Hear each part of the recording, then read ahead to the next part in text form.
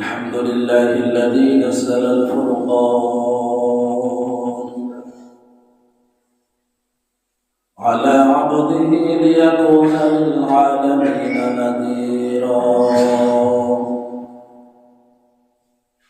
وأشهد أن لا إله إلا الله وحده لا شريك له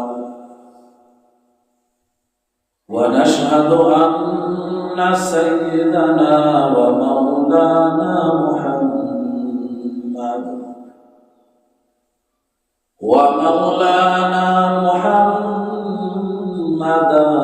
عبده ورسوله الذي أرسله الله تعالى بالحق بشيرا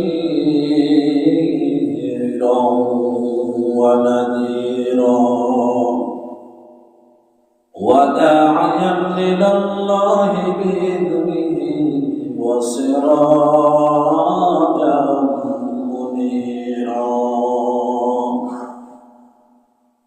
أما بعد فأعوذ بالله من الشيطان الرجيم بسم الله الرحمن الرحيم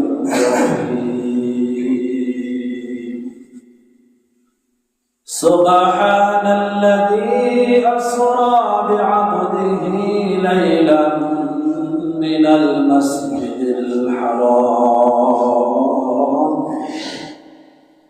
إلى المسجد الأقصى الذي باركنا حوله لنريه من آياتنا إنه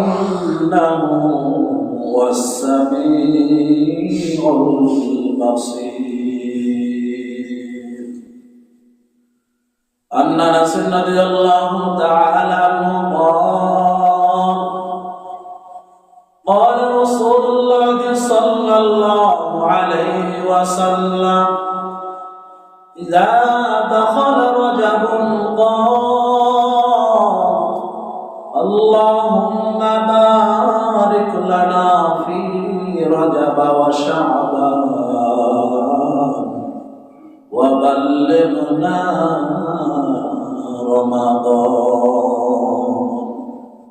صدق الله العظيم. اللهم صل على محمد النبي الأمي وعلى آله وسلم تسليما. সমস্ত প্রশংসা সেই মহান আল্লাহ তাআলার জন্য, যিনি আপনাকে আমাকে সুস্থ রেখে আল্লাহ তাআলার প্রিয় স্থান মসজিদে নামাজের উদ্দেশ্যে আসার তৌফিক দান করলেন। এজন্য আমরা সকলে অন্তরের অন্তঃস্থল থেকে একবার শুকরিয়া আদায় করছি, আলহামদুলিল্লাহ। লক্ষ কোটি দরুদ এবং সালাম বর্ষিত হোক প্রিয় নবী হাবিবে কিবরিয়া সরকারে দু আলম নবী মুহাম্মদুর রাসূলুল্লাহ সাল্লাল্লাহু আলাইহি ওয়াসাল্লামের উপর। সম্মানিত হাজিরিন, আমি আপনাদের সামনে পবিত্র কালামুল্লাহ সূরা বানী ইসরাঈলের প্রথম নম্বর আয়াত তেলাওয়াত করেছি এবং নবীজির অসংখ্য অগণিত হাদিস থেকে একখানা হাদিস পাঠ করেছি। আল্লাহ তাআলা যদি তৌফিক দান করেন তাহলে আমার তেলাওয়াতকৃত আয়াত এবং পঠিত হাদিসকে সামনে রেখে মুখতাসার কিছু আলোচনা করব ইনশাআল্লাহ। আজকে আরবি মাসের রজব মাসের 26 তারিখ, সামনে শাবান, তারপরে রমজান মাস। গত সপ্তাহে আলোচনা করেছিলাম নবীজি আল্লাহ তাআলার সাথে সাক্ষাৎ করার জন্য আল্লাহ তাআলার কাছে গিয়েছিলেন। নবীজির যে মেরাজ হয়েছিল এটা কিসের জন্য হলো? আল্লাহ নবী সাল্লাল্লাহু আলাইহি ওয়াসাল্লাম পৃথিবীতে আসার পরেই ছিলেন একদিন বাবা ছিল না, 6 বছর বয়সে মা চলে গেল, 8 বছর বয়সে দাদাও চলে গেল। নবীজির হিজরতের আগে আগে নবীজিকে সবচেয়ে যারা বেশি মহব্বত করতেন, ভালোবাসতেন, নবীজির স্ত্রী আপনার আমার আম্মা জান খাদিজাতুল কুবরা রাদিয়াল্লাহু তাআলা আনহা এবং নবীজির প্রিয় চাচা আবু তালেব। তারাও যখন পৃথিবী ছেড়ে চলে গেল, কাফের মুশরিকরা নবীজিকে আরো নির্যাতন শুরু করে দিল।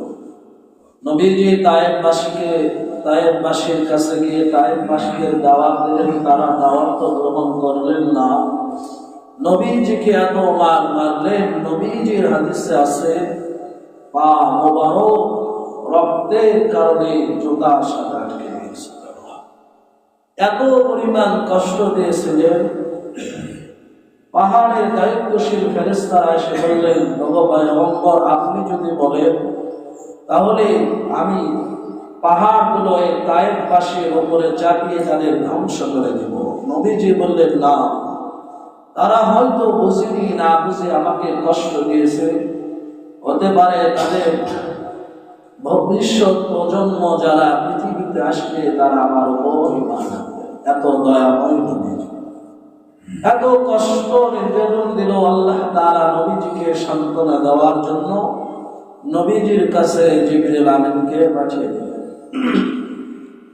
নবীজিকে নিয়ে চলে গেল আল্লাহ তাআলার সাথে সাক্ষাৎ করার জন্য।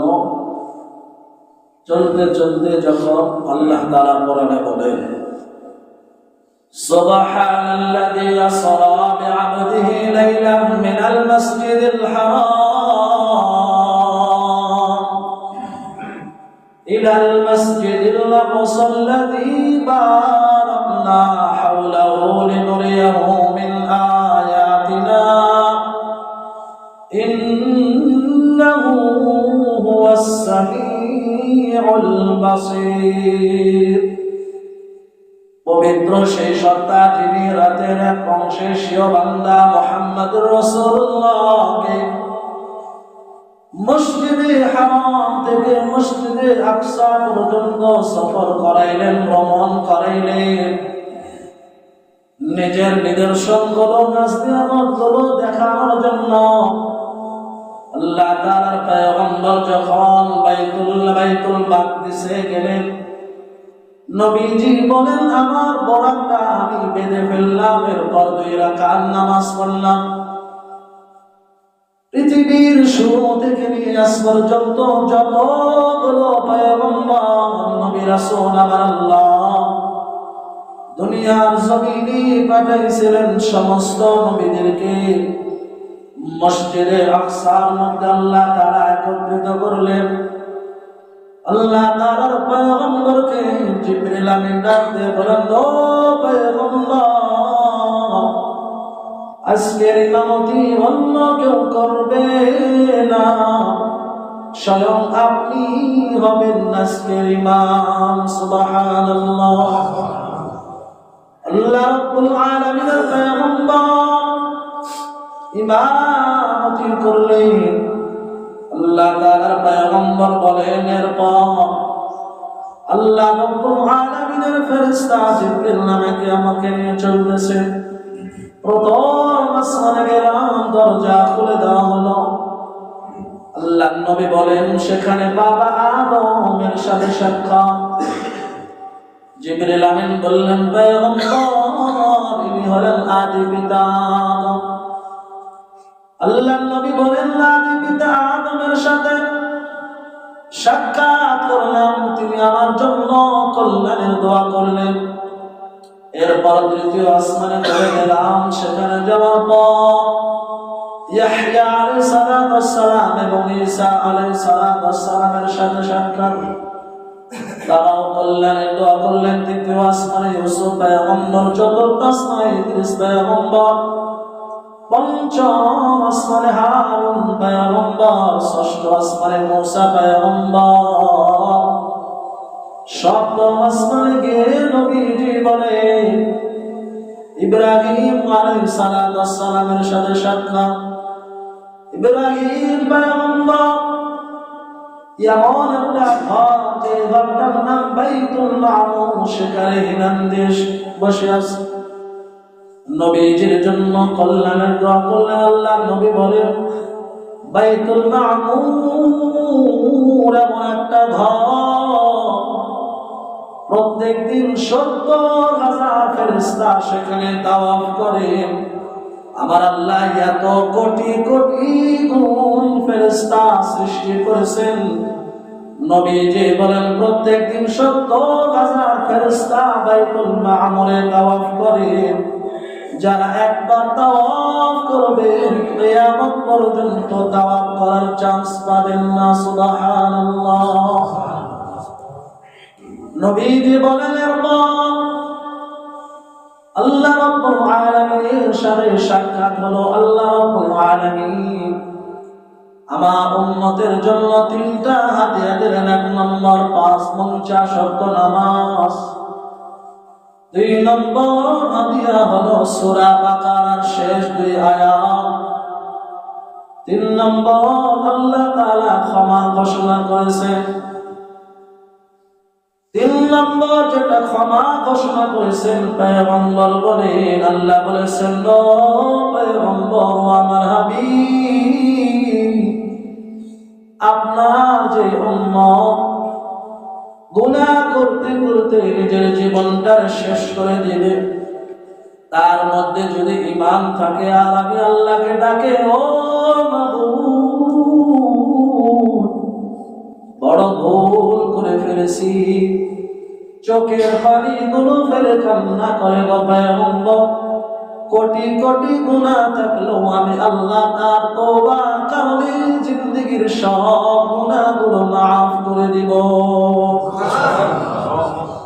শেষ বাকারা সূরা বাকারার শেষ যে 2 আয়াত হাদিয়া দিয়েছে, নবীজি বলেন, রাতের বেলা যারা পড়ে ঘুমিয়ে যাবে, সারা রাত ওই 2 আয়াত ওই উম্মতের জন্য যথেষ্ট। সুবহানাল্লাহ। 50 ওয়াক্ত নামাজ নিয়ে পয়গম্বর চলে আসেন 6ষ্ঠ আসমানে। আসার পর মুসা পয়গম্বর বলেন, আল্লাহ তাআলা কি হাদিয়া দিয়েছেন? বলে 50 ওয়াক্ত নামাজ। পয়গম্বর মুসা বলেন, আপনার উম্মত হবে দুর্বল, এত বড় নামাজ পড়তে পারবেন না, কমায়া নাই। কমাইতে কমাইতে 45 শব্দ কমিয়ে গেল। আল্লাহর নবীকে আবার পয়গম্বর মুসা বলেন, যান আর কমিয়ে আনেন। নবীজি বলেন, না, আমার লজ্জা লাগে।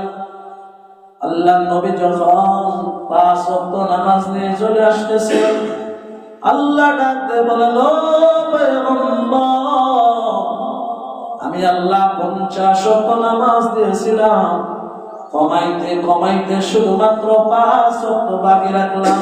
শুনিয়ে নেন, আপনার যে উম্মত 5 ওয়াক্ত নামাজ যথা সময় আদায় করবে, আমি আল্লাহ 50 ওয়াক্ত নামাজের সওয়াব দিয়ে দিব। আল্লাহ পয়গম্বরকে জানিয়ে দিলেন, পয়গম্বর, ও আমার হাবিব, আপনার যে উম্মত একটা নেক আমল করার শুধুমাত্র নিয়ত করেছে, এখনো করে নাই, আমি আল্লাহ সাথে সাথে একটা নেক আমল করার সওয়াব, 1 নেকি সওয়াব দিয়ে দিব। আপনার উম্মত যদি একটা নেক আমল করে, আমি আল্লাহ 10টা নেক আমল করার সওয়াব দিয়ে দিব। আল্লাহ এত দয়াময়, বলেন পয়গম্বর, আপনার উম্মত যদি একটা গুনাহের নিয়ত করে, আমি আল্লাহ গুনাহ লিখব না। যতক্ষণ না বান্দা গুনাহ করে, যখন একটা গুনাহ করে ফেলবে, আমি আল্লাহ বেশি গুনাহ লিখব না, মাত্র একটাই গুনাহ লিখব। আল্লাহ তাআলা আপনাকে আমাকে কত মহব্বত করে। একটা বান্দা নেক আমল করার নিয়ত করেছে, মনে করুন কোন মাহফিলে যাওয়ার নিয়ত করেছি, দিনে একটা কাজ, আমি ওখানে যাব, কারণ বসন্তের কোনো কারণে সেখানে যেতে পারে নাই। আল্লাহ তাআলা একটা নেক আমল করার সওয়াব তার আমলনামায় দিয়ে দেন।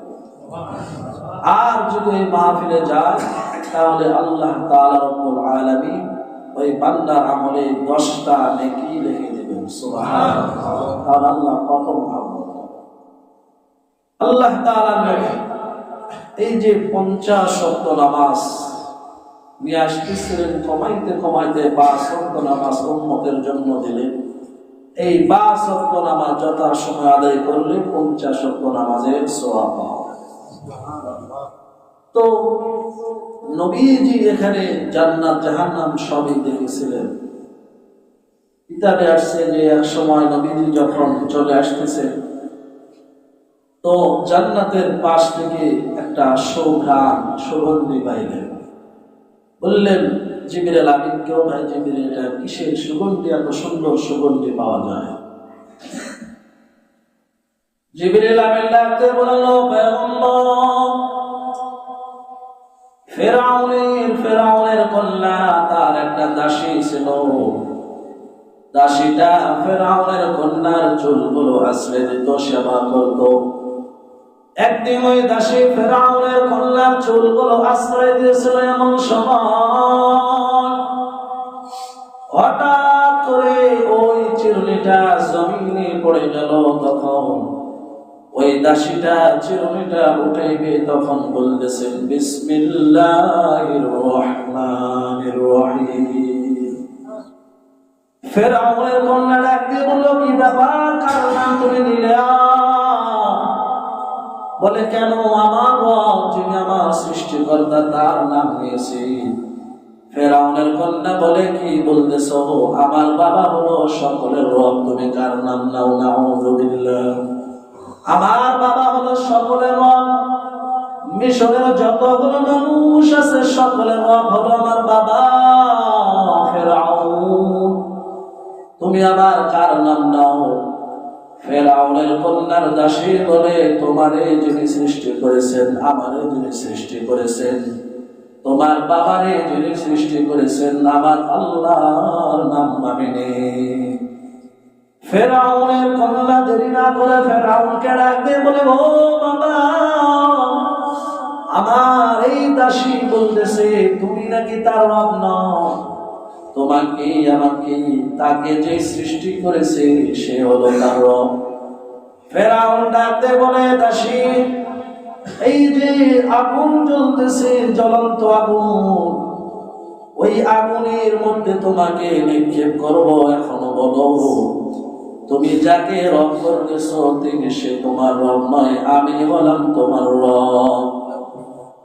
দাসী ডাকতে বলে, না না, কখনো হতে পারে না, আমার রব হলেন একজন সৃষ্টিকর্তা আল্লাহ।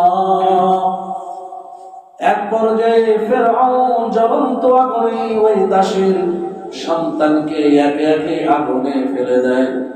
বলে, শেষ সন্তান তোমার বলে একটা শিশু সন্তান আছে, তাকে এবং তোমাকেও আগুনে ফেলে দেব। এখনো বলো আমি হলাম তোমার রব। ওই দাসী চিন্তা করে, আমার কোলের শিশু সন্তান, তাকে আগুনে ফেলে দিবে, সহ্য করা যায় না। এমন সময় আমার আল্লাহ ওই শিশু ছোট বাচ্চার জবান খুলে দেয়। ছোট সন্তান ডাক দিয়ে বলে, আম্মা, দুনিয়ার সামান্য কষ্টকে আপনি যদি ভোগ না করে কিয়ামতের কঠিন মুসিবতের চিরদিনের শাস্তিকে ভোগ করতে চান, তাহলে আপনার জন্য কঠিন মুসিবত হয়ে দাঁড়াইবে। সে সামান্য মাত্র আমাদেরকে আগুনে ফেলবে, কিন্তু এই অল্প সময়ের কষ্টগুলো আমাদের জন্য কিছু নয়, চিরদিন আমাদের জন্য শান্তির ব্যবস্থা রয়েছে। সাথে সাথে কন্যা, ওই ফেরাউনের কন্যা যে দাসী ছিল, শিশু সন্তানকে নিয়ে আগুনে নিক্ষেপ করে দিল, আগুনে লাফ দিয়ে দিল। জিবরিল আমিন ডাকতে হলো, পয়গম্বর,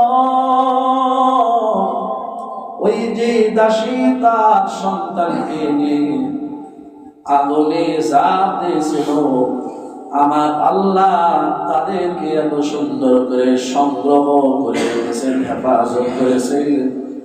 আজ আপনি আল্লাহ তাআলার সাথে সাক্ষাৎ করার জন্য আসছেন, তাদের থেকে সুন্দর সুঘ্রাণ পাচ্ছেন। সুবহানাল্লাহ।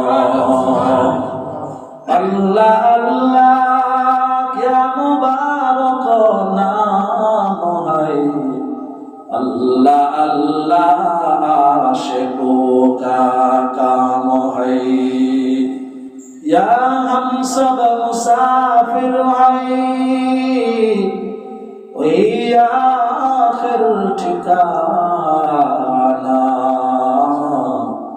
वही आगे रवाना है कोई पीछे रवाना अरे आकिल न होगा फिर तुझे दुनिया से जाना है कि एक दिन अपना मुंह खुदा को भी दिखाना है কবি ডাকতে বলে দুনিয়ার মানুষ এখানে আমরা যতগুলো মানুষ আছি সবাই মুসাফির এই দুনিয়া থেকে বিদায় নিয়ে আমাদেরকে একদিন রওনা দিতে হবে অল্প সময়ের জন্য পৃথিবীতে এসে আমরা বিভিন্ন কাজ নিয়ে ব্যস্ত ঘর বাড়ি তৈরি করা নিয়ে ব্যস্ত ওই লোকের ঘরটা কত সুন্দর আমার ঘরটা তার চাইতে তত বেশি সুন্দর করতে হবে এই জন্য জ্ঞানী মানুষ ডাকতে বলেন বাবা তুমি যদি কোনদিন সফরে যাও শহরে গিয়েছো ঢাকা থেকে আরো দূরে যাবে সেখানে তুমি তোমার গাড়ির অপেক্ষা করতেছো হঠাৎ করে তোমার হাজতের প্রয়োজন হয়েছে বাথরুমে প্রবেশ করলে এখন কোন মানুষ যদি বাথরুমে প্রবেশ করার পর তার বাথরুমটা সুন্দর করে টাইলস লাগায় রং করে মানুষ বলবে পাগল এই লোকটা সামান্য মাত্র অল্প সময়ের জন্য বাথরুমে প্রবেশ করেছে বাথরুম থেকে বের হয়ে তার গন্তব্য যেখানে সেখানে চলে যাবে অথচ পাগল দেখো তার বাথরুমটা কত সুন্দর করে রং করে ওই মানুষটারা যদি আপনি আমি বলি পাগল তার চাইতে আপনাকে আমাকে মানুষ বলবে জ্ঞানীরা বেশি পাগল কারণ আপনি আমিও তো ওই লোকের চাইতে বেশি মুসাফির দুনিয়াতে আসছি অল্প সময়ের জন্য আসি ঘর বাড়ি কত সুন্দর করে আমরা টাইলস করি ঘরগুলো বাসাগুলো রং করি সোফার ব্যবস্থা করে কত সুন্দর করে ঘরগুলো সাজায় বন্ধুরে এই সব কিছু রেখে আপনাকে আমাকে আমাদের গন্তব্যে আখিরাতে কিন্তু রওনা দিতে হবে ঠিক না বেটি আমাদেরকে এই দুনিয়া ছেড়ে চলে যেতে হবে তাহলে এত চাকচিক্য দুনিয়ায় না করে নিজের আমলগুলো চাকচিক্য করতে হবে তো আল্লাহ তাআলার নবী আল্লাহ তাআলার সাথে সাক্ষাৎ করলেন আপনার আমার জন্য হাদিয়া নিয়ে আসলেন 5 ওয়াক্ত নামাজ সূরা বাকারার শেষ আয়াত আমানা রাসূলু বিমা উনজিলা ইলাইহি মির রাব্বিহি ওয়াল মুমিনুন এখান থেকে শেষ পর্যন্ত এই দুইটা আয়াত যারা আমল করবে রাতের বেলা তাদের জন্য এই দুইটা আমলই যথেষ্ট তার মানে অনেক সওয়াব তাদের জন্য হবে এজন্য আমাদেরকে আমলগুলো করতে হবে সামনে সপ্তাহে